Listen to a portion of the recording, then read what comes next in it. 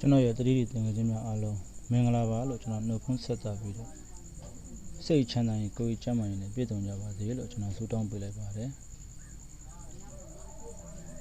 ဒီတစ်ပတ်ကျွန်တော်မွေးကနန်း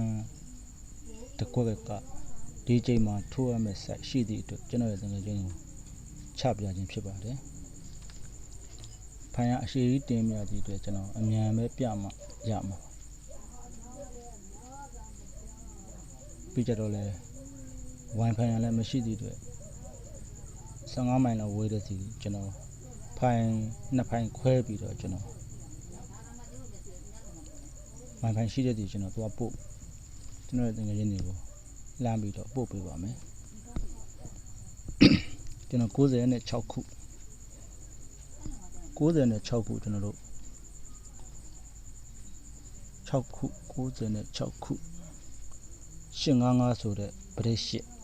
အဲ့ပရိရှစ်ကတစ်ချိန်2ချိန်3ချိန်4ချိန်ရဲ့ညာဘက်မှာ995ဆိုတဲ့ပရိ3 10ပရိနဲ့3ပရိနဲ့ပေါင်းရင်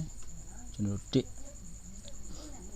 အဲ့1ဖြစ်ခဲ့တဲ့995ဆိုတဲ့ကဏ္ဍကသူ့ရဲ့နောက်တစ်နေ့မှာနောက်ပိတ်တူနောက်ပိတ်နဲ့1ချိန်လို့ရွှေ့ခဲ့ပါတယ်1ချိန်လို့ရွှေ့ခဲ့ပြီးတော့ကျွန်တော်ဒီမှာပေါင်းရင်1ရိုက်ခဲ့တဲ့10ပရိနဲ့3ပရိနဲ့ပေါင်းရင်1ရိုက်ခဲ့တဲ့1ရဲ့ပါဝါ6လုံးပိုင်းဖြစ်ခဲ့တဲ့860ဆိုတော့ဆိုတော့ကဏ္ဍသည်သူ့ရဲ့နှစ်ထဲမှာကျွန်တော်တို့ပြန်ကြခဲ့ပါတယ်ပြန်ကြခဲ့ပြီးတော့ဒီ site ကကျွန်တော်တို့မွေးကနန်း2ကွက်လိုက်ထွက်ပါတယ်တစ်ခွက်ကတော့ထွက်သွားပါပြီအဲကြောင့်မလို့အဲ့ထွက်ခဲ့တဲ့အကွက်က6လုံးပိုင်းနှစ်ကြိမ်မြောက်က6လုံးပိုင်းဆိုတော့ကဏ္ဍသည်သူ့ရဲ့နှစ်ထဲမှာပြန်ကြလို့ကြပြီးတာနဲ့2000ခုနှစ်မှာကျွန်တော်တို့855ပရိရှစ်ရဲ့မြင်းကုန်မှာ4နောက်ပိတ်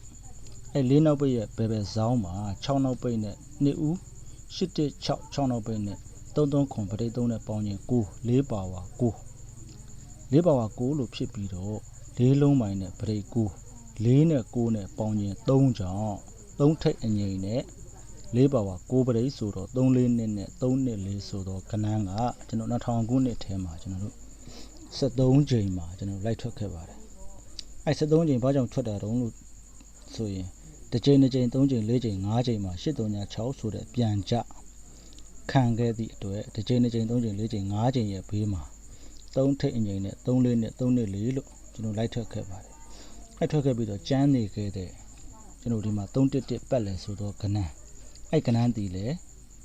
4ပါဝါ9 4နဲ့9နဲ့ပေါင်းရင်3ကြောင့်13အတွဲ1နှလုံးဘူးနဲ့311ဆိုတော့ကဏ္ဍ113ဆိုတော့ပတ်လဲကဏ္ဍဒီကျွန်တော်2000ခုနှစ်ထဲမှာလဲလိုက်ထွက်ပါတယ်ဘယ်ချိန်ထွက်တာတုံးဆိုရင်သူ့ရဲ့ဘယ်ဘက်ကဖက်ရှင်ဖြစ်နေတဲ့2ခွန်8ကပရိခွန်1နှစ်2နှစ်3နှစ်4နှစ်5နှစ်မှာ3ထိပ်လို့ပုံသေးထက်3ရဲ့နှစ်က1နှစ်2နှစ်3နှစ်4နှစ်5နှစ်မှာ3ရဲ့နှစ်ကပရိ5လို့ရိုက်ပြီးပရိ5ရဲ့အပေါ်တပွဲ2ပွဲ3ပွဲ4ပွဲရဲ့ညာဘက်မှာ311ပတ်လဲလိုက်ထွက်ပါတယ်ကျွန်တော်ဒုတိယတစ်ခါကျွန်တော်ဒီမှာ318ဆိုတော့ပရိနှစ်နဲ့တပွဲ2ပွဲ3ပွဲ4ပွဲရဲ့ညာဘက်ကပရိ9နဲ့2ပရိနဲ့ပေါင်းရင်1ကြောင့်351ဆိုတော့ကဏ္ဍက1နောက်ပိတ်ဒီ1နောက်ပိတ်လို့အထိုင်တူ1ချိန်ရွှေ့ပြီးတာနဲ့1ရဲ့ပါဝါ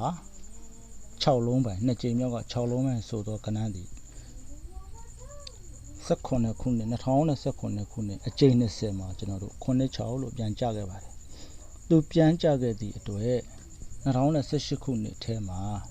အစောအလိုပဲ318ရဲ့ဘယ်ဘယ်မြင့်ကုန်မှာ4နောက်ပိတ်ပုံတွေရှိပါတယ်4နောက်ပိတ်ရဲ့ဘယ်ဘယ်ဇောင်းမှာ2နောက်ပိတ်နဲ့ပရိခွန်နဲ့9လို့4ပါဝါ9လို့ခွေခဲ့ပါတယ်4ပါဝါ9လို့ခွေခဲ့သည့်အတွက်4လုံးပိုင်းနဲ့ပရိ9 4နဲ့9နဲ့ပေါင်းရင်3ကြောင့်3ထိပ်အငိမ့်နဲ့3 4တွဲပရိ9ကို3 4နှစ်နဲ့3နှစ်4တီ2018ခုနှစ်73ချိန်မှာပဲသူလိုက်ထွက်ခဲ့ပါတယ်73ချိန်မှာဘာကြောင့်ထွက်တာတုံးလို့မေးရင်တစ်ချိန်2ချိန်3ချိန်4ချိန်5ချိန်မှာကျွန်တော်143ပတ်လဲ143ဆိုတော့ကဏ္ဍတီပြန်ကြ431ဆိုတော့ကဏ္ဍကပြန်ကြသည့်အတွက်ဒီပြန်ကြကနေတစ်ချိန်2ချိန်3ချိန်4ချိန်5ချိန်ထောက်လိုက်တာနဲ့သူ့ရဲ့ညာဘက်မှာ3နှစ်4လို့3ထိပ်အငိမ့်နဲ့3 4နဲ့3နှစ်4လာထွက်ပါတယ်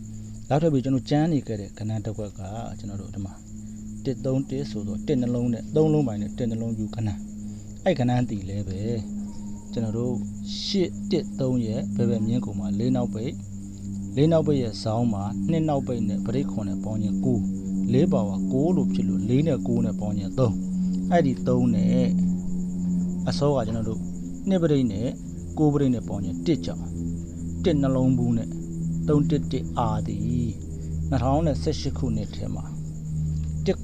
ခွန်ရဲ့အောက်မှာ131လို့ထွက်ပါတယ်အဲ့131ဘာကြောင့်အဲ့မှာထွက်တာတုံးလို့ပြောရင်သူ့ရဲ့ဘယ်ဘက်ဖဲရှင်မှာရှိနေတာက1-4နှစ်ဆိုတော့ဗရိတ်ခွန်အဲ့ဗရိတ်ခွန်ကနေ1နှစ်2နှစ်3နှစ်4နှစ်5နှစ်သွားရင်3ထိပ်ပုံသေးအဲ့3ထိပ်ပုံသေးကနေ3ရဲ့နှစ်ခတ်5ဗရိတ်1နှစ်2နှစ်3နှစ်4နှစ်5နှစ်မှာ5ဗရိတ်လို့5တစ်ကိုထွက်ခဲ့သည့်အတွက်5ဗရိတ်ကနေတပွဲ2ပွဲ3ပွဲ4ပွဲမှာခွန်ဗရိတ်ထောက်တဲ့ဘေးမှာကျွန်တော်တို့131ပတ်လဲထွက်ခဲ့ပါတယ်အဲ့ဆိုရင်ကျွန်တော်တို့တတိယကကျွန်တော်တို့က938ဆိုတော့ပရိတ်6တစ်နေ့တစ်ချိန်2ချိန်3ချိန်4ချိန်ရဲ့ညာဘက်မှာ159ဆိုတော့ပရိတ်9 6ပရိတ်နဲ့5ပရိတ်နဲ့ပေါင်းရင်1ကြောင့်ဖြစ်ခဲ့တဲ့159ဆိုတော့9နောက်ပိတ်နဲ့ခဏတည်းနောက်ပိတ်တို့နောက်ပိတ်နဲ့အထိုင်ရွှေ့ခဲ့ပါတယ်ရွှေ့ခဲ့သည့်အတွက်ဒီ1ကြောင့်5ပရိတ်နဲ့6ပရိတ်နဲ့ပေါင်းရင်1ကြောင့်1ရဲ့ပါဝါ2ချိန်မြောက်မှာ6လုံးပိုင်နဲ့ခဏအဲ့ခဏတည်းသူ့ရဲ့နှစ်ထဲမှာပြန်ကြသူပြန်ကြခဲ့သည့်အတွက်2025ခုနှစ်ထဲမှာထွက်သွားခဲ့ပါပြီ938ရဲ့မြင်းကုန်မှာ4နောက်ပိတ်ပုံသေးထက်4နောက်ပိတ်ပုံသေးထက်4နောက်ပိတ်ရဲ့ဇောင်းမှာ2018နှစ်ဦးက8နဲ့3နောက်ပိတ်နဲ့853ပရိတ်6နဲ့ကနန်း4လုံးပေါင်းရင်9 4ပါဝါ9ကြောင့်4လုံးပိုင်သော4ပါသောပရိတ်9 4နဲ့9နဲ့ပေါင်းရင်3ကြောင့်3 4တွဲနဲ့ပရိတ်19သည်ပရိတ်9သည်2025ခုနှစ်ထဲမှာ73ချိန်မှာပဲ3ထိပ်အငိမ့်နဲ့ထွက်ခဲ့ပါတယ်3ထိပ်အငိမ့်နဲ့3နှစ်4လို့အဲ့ဒီချိန်မှာဘာကြောင့်ထွက်တာတုံးဆိုရင်တစ်ချိန်2ချိန်3ချိန်4ချိန်5ချိန်မှာ66နှစ်ဆိုတော့ကနန်းသည်18ချိန်မှာ2024ခုနှစ်5ချိန်မြောက်က6နှစ်6ဆိုတော့ကနန်းက18ချိန်မှာ66နှစ်လို့ပြန်ကြခဲ့သည့်အတွက်66နှစ်ကနေတပွဲ2ပွဲ3ပွဲ4ပွဲ5ပွဲသွားရင်သူ့ရဲ့ညာဘက်မှာ3နှစ်4လို့ဝင်ထွက်ခဲ့ပါတယ်အဲ့ဒါဆိုရင်ကျွန်တော်ကျန်းနေခဲ့တဲ့ကနန်းတီ938ကနေမြင်းကုန်မှာကျွန်တော်4နောက်ပိတ်ပုံသေး4နောက်ပိတ်ရဲ့ဘယ်ဘယ်ဇောင်းမှာ3နောက်ပိတ်နဲ့ပရိတ်6နဲ့9 4-9ပေါင်းခြင်း3ကြောင့်4ပါဝါ9 4-9ပေါင်းခြင်း3ကြောင့်3လုံးပိုင်နဲ့1နှလုံးဘူး113ဆိုတဲ့ကျွန်တော်တို့နှစ်ထဲမှာထွက်မယ်ဆိုရင်ကျွန်တော်တို့ခွန်ပရိတ်ကလည်းဒီတစ်ချိန်ပဲကြံတော့တယ်ဒီအောက်ခွန်ပရိတ်ကကျွန်တော်တို့နောက်နဲ့မှာဆက်လို့မရသည့်အတွက်ဒီတစ်ချိန်ပဲထိုးခွင့်ရှိတယ်အဲ့တော့ကျွန်တော်ဒီမှာ6နှစ်ဆိုတော့ခွန်ပရိတ်အဲ့ခွန်ပရိတ်ကနေ1နှစ်2နှစ်3နှစ်4နှစ်5နှစ်သွားရင်3ထိပ်ပုံသေးထက်3ထိပ်ပုံသေးကနေ3ရဲ့နှစ်ခတ်5 1နှစ်2နှစ်3နှစ်4နှစ်5နှစ်မှာပရိတ်5လို့ထောက်အဲ့ပရိတ်5ရဲ့တစ်ပွဲ2ပွဲ3ပွဲ4ပွဲရဲ့ဘယ်ဘက်မှာကြီးချိန်မှာပဲကျွန်တော်တို့ထိုးခွင့်ရှိပါတော့တယ်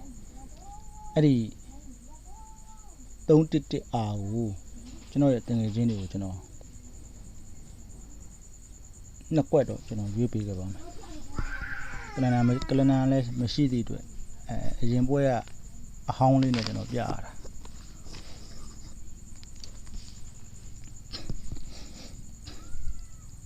ကျွန်တော်ဒီမှာ5ခါနဲ့ပရိတ်6နဲ့ပေါင်းရင်17အဲ့ဒီ17ဒီ1ရဲ့နှစ်ခတ်8က1နှစ်2နှစ်3နှစ်4နှစ်5နှစ်ရဲ့ညာဘက်မှာနောက်နှလုံး9နဲ့ကွာပေါင်းခြင်း3နဲ့8ဒီ1ရဲ့နှစ်ခတ်8လို့ထည့်လိုက်တာနဲ့8ရဲ့ပါဝါ3 1နှစ်2နှစ်3နှစ်4နှစ်5နှစ်ရဲ့ညာဘက်မှာပဲသူ9တွေကြီးပဲသွားတာဗျဒီကဆင်းခဲ့တော့လေ1နှစ်2နှစ်3နှစ်4နှစ်5နှစ်ရဲ့ညာဘက်နောက်ပေါင်း9နဲ့ခွာပေါင်း3နဲ့8 1ရဲ့နှစ်ခတ်8 1နှစ်2နှစ်3နှစ်4နှစ်5နှစ်ရဲ့ညာဘက်မှာဒီ8ရဲ့ပါဝါ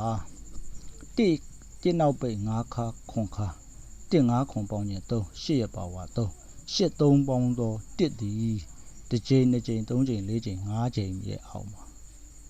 1နောက်လို့ခွန်6တင်မှာထည့်ခဲ့ပါတယ်အဲဆိုကျွန်တော်ဒုတိယတစ်ကတ်6ခွန်3ခွန်ခါနဲ့935ပရိတ်4နဲ့ပေါင်းခြင်း1အဲ့ဒီ1ရဲ့နှစ်ကတ်1နှစ်2နှစ်3နှစ်4နှစ်5နှစ်ရဲ့ညာဘက်မှာနောက်ပေါင်း1နဲ့ကွာပေါင်းခွန်နဲ့8လို့ရိုက်ခဲ့သည့်အတွက်8ရဲ့ပါဝါ3 1နှစ်2နှစ်3နှစ်4နှစ်5နှစ်ရဲ့ညာဘက်မှာ3ညနောက်ပိတ်5ခါ8ခါ3ည5 8ဆိုတော့ပေါင်းခြင်း3 8နဲ့ဒီ ဒီ3နဲ့ဒီ8နဲ့လမ်းပေါင်းတော့1အဲ့ဒီ1ဒီတစ်ကြိမ်2ကြိမ်3ကြိမ်4ကြိမ်5ကြိမ်ရဲ့အောက်မှာ951မှာကျွန်တော်1နောက်ပဲလို့ထည့်ခဲ့ပါတယ်အဲ့ဆိုကျွန်တော်တက်တိယကတ်881က8ခါနဲ့ခွန်4နဲ့ပြိပေါင်း3 8နဲ့3နဲ့ပေါင်းရင်1ကြောင့်1ရဲ့နှစ်က8က1နှစ်2နှစ်3နှစ်4နှစ်5နှစ်ရဲ့ညာဘက်မှာနောက်ပေါင်း2နဲ့ကွာ6နဲ့ပေါင်းတော့ဒီ1ရဲ့နှစ်က8လို့ဒီမှာထည့်ခဲ့သည့်အတွက်8ရဲ့ပါဝါ3 1နှစ်2နှစ်3နှစ်4နှစ်5နှစ်ရဲ့ညာဘက်မှာကျွန်တော်တို့နှစ်ထဲမှာ2 4 6 6နောက်ပိတ်ရဲ့3နှစ်4နှစ်ခါရဲ့ရှင်5နှစ်က5ခါရဲ့6နှစ်5ပေါင်းရင်3 8ရဲ့ပါဝါ3လို့ထည့်ခဲ့သည့်အတွက်8နဲ့3နဲ့ပေါင်းရင်1သည်တစ်ကြိမ်2ကြိမ်3ကြိမ်4ကြိမ်5ကြိမ်ရဲ့အောက်မှာကျွန်တော်တို့1နောက်ပိတ်လို့တွင်းကျင်တာကျွန်တော်အဲကြောင့်1နောက်ပိတ်1နောက်ပိတ်1နောက်ပိတ်လို့မြင်းကုံလေးလှမ်းထည့်အဲ့ဒါဆိုရင်ကျွန်တော်တို့အဲ့ဒါဆိုရင်311ရဲ့131အဲဒီနှစ်ကွက်အဲ့နှစ်ကွက်ကိုကျွန်တော်တစ်ကွက်ထဲကိုတန်းအော်ကျွန်တော်တန်ခါးချင်းကိုနောက်တစ်ဖိုင်ကျွန်တော်ထပ်ပြပါမယ်ခု17မိနစ်ရှိသည့်အတွက်ကျွန်တော်ရဲ့တန်ခါးချင်းများကိုထိုးတဲ့ကဏ္ဍတိုင်းပေါက်ကြပြီးတော့ဒုက္ခမှန်သမျှအကုန်ငြိမ်းကြပါစေဗျာ